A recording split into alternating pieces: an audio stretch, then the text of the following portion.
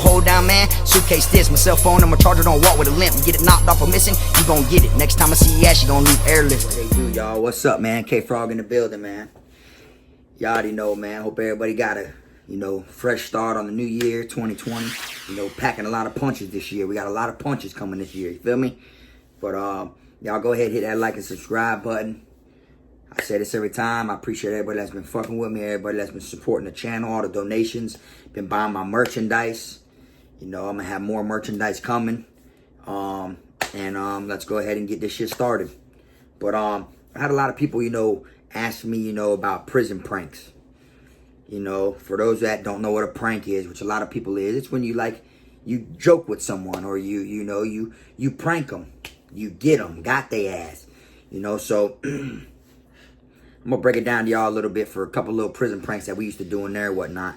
We had different shit, a couple little fun things and whatnot. But don't take this video, all too serious, because not everywhere you go do people want to be played with. You got to be willing to get in some shit if it comes down to it, because not everybody wants to be played with. Not every dorm are they going to let shit slide like that, and you are in an institution, you are in prison, so you're in a grown adult place, so not everybody wants to be joked with that child stuff and stuff like that. So I highly don't recommend you to be doing it, pranking people or nothing like that, unless you know how to fight. All right, but one of the main pranks that I seen when I was in there, people put toothpaste in your Crocs. They give you Crocs. They used to give you boots, but then they got even cheaper. So the Department of Corrections started giving out Crocs, which everyone knows is them shoes with the holes all in it. They're called Crocs. C-R-O-C-S. Crocs.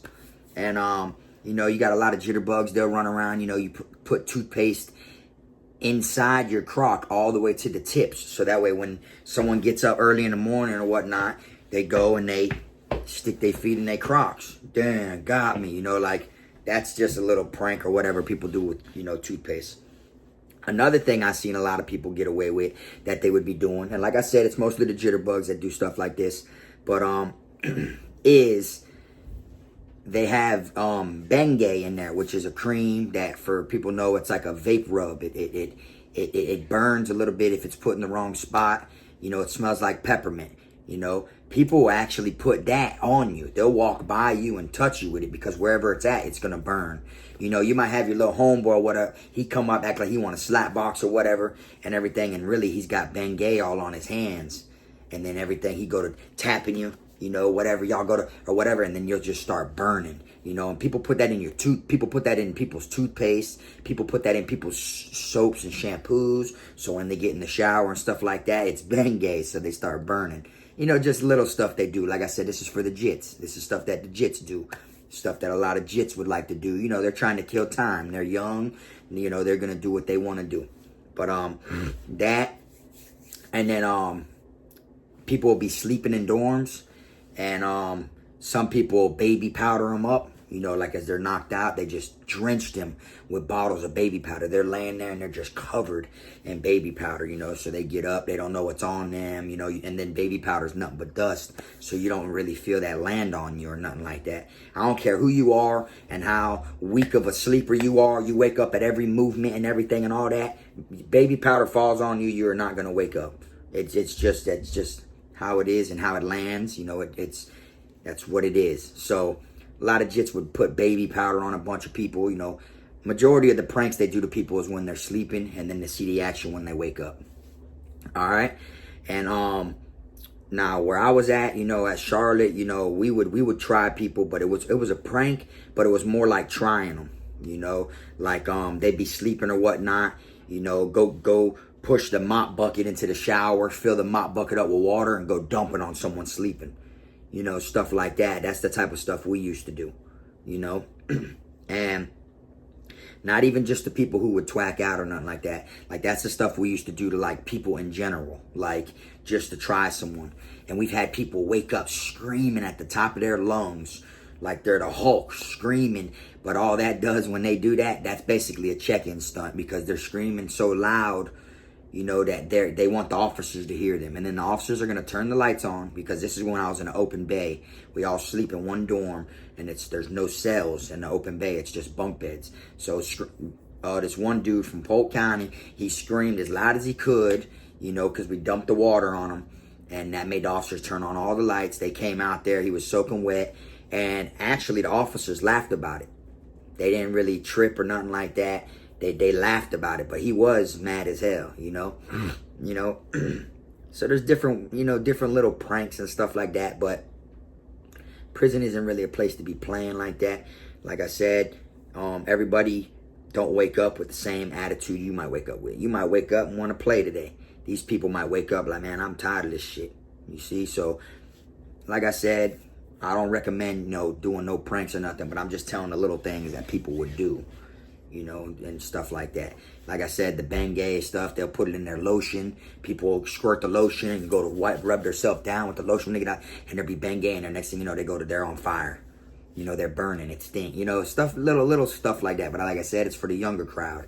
Now, me personally, what my favorite thing is slap cam, which slap cam's been out forever. It didn't just, and people have actually done it before. It's where you just smack someone. That's basically what I was on, and that's the type of shit that I would do. Me and my dolls would record, or whatever, but I was ready for whatever. Whoever I did something to or whatnot, I was ready for whatever came with it. You get what I'm saying? And the bigger the bigger the noise of the slap, the better it felt like it was. So, and really what made me start recording majority of my bid was when we started doing slap cam. We started smacking people and stuff like that or whatnot. And, I would literally I would smack someone and tell them to tighten me up. Literally get there, so it's like a TOH at the same time. It's like a test of heart as a slap cam. So it's a prank and it's a test of heart. So it'll go both ways. I'll smack the hell out of someone, and then next thing you know, if he wakes up laughing or whatever, we all laughed, it was a prank or whatnot. But if he wakes up screaming or whatever, now it turns into a test of heart, because I'm going to test you, because I already knew what I'd be getting myself into by smacking you. Because if someone smacks me, you best believe we're going to rock out. I'm not going to sit there and let you play with me like a prank. I'm not on that. I'm a grown man. You get what I'm saying? And, don't do to someone that you want someone to do to you. You get what I'm saying? But at the same time, when you do that, you got to be willing to go there if it goes to that route. So we done been in some situations or whatever from different pranks and stuff like that. But like I said, I was always fully committed, ready for whatever. And anyone I'm around or anyone I did time with, they'll tell you that I'm a serious person.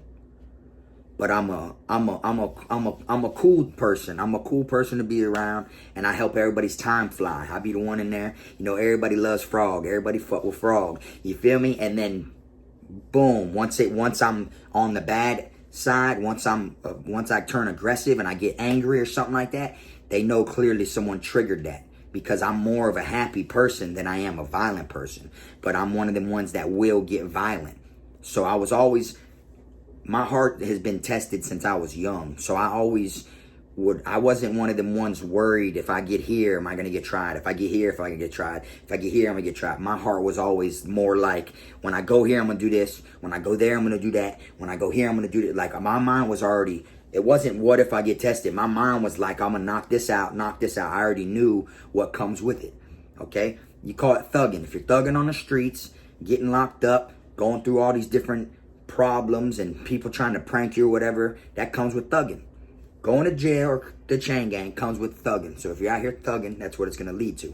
But so like I said, we would prank people and shit like that. I wasn't one of the ones to let people prank with me, so there's not really big pranks, like that. We've had a couple officers that were real cool. They weren't no dickheads like the other ones, but at the end of the day, they were still police. But they weren't and they would say over the intercom or go out there and tell an inmate it's time to pack it up. You're getting transferred to a different dorm and shit like that. And then the other person would be like, what? And make them pack all their shit and then tell them, nah, we're just joking with you. You know, make them feel like, damn, they start giving stuff away to everybody. They want to leave their homeboy stuff. They start, here, bro, that's for you, yeah, bro, this bro to move me down to the beat on, I guess, this and that, this and that, this and that. And then next thing you know, you find out it wasn't shit. Now he's going around trying to get his shit, but everyone starts laughing because they're eating the same food that he just gave away. So they, you know, they do different little pranks and stuff. But as far as, like I said, the slap cam is what I was into. That's what I originated with. That's the thing that I used to get into it with. And I had to beat a couple people up and stuff or whatnot for getting, you know, feeling tried. But that's, at the end of the day, you know, we're grown men. So I'll be damned if someone slaps me. You know, slapping me is worse than swinging on me or hitting me like with a closed fist. You know, you slap someone with your hand open, it's like they're a bitch. You feel me? So what we would do is someone will fall asleep or whatever, you know, stuff like that. And then you walk up to them and, you know what I'm saying, slap cam and smack them, bah, and wake them up. And it came to the point to where, you know, like, a lot of people, you know, were like, damn, bro, he over there smacking people, boy, bro, be smacking. But, you know, it is what it is. You get what I'm saying? Like, I knew what came with it, and I was ready for whatever. So I did things to kill my time, you know, and that's just how it was with me. But I'm going to go ahead and I'm going to show y'all some little clips from when I actually did slap cam. Check it out. Slap cam. K-Frog TV, King No Sleep. We at it again, early morning slap cam. No sleep, man. Fuck you doing, Davey, with it? Yo, we got a specialty today. Niggas want to smoke that dope and not pay. Playing these chain gang games. Smack cam, arson game. Got my dog Day Day. My dog Frog. Here you go. Set that boy on fire, man.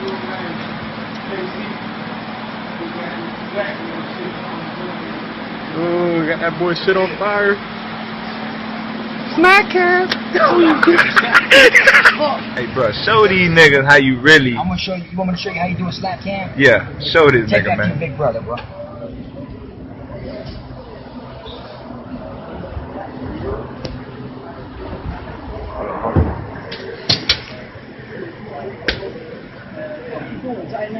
What you got going on, Davey?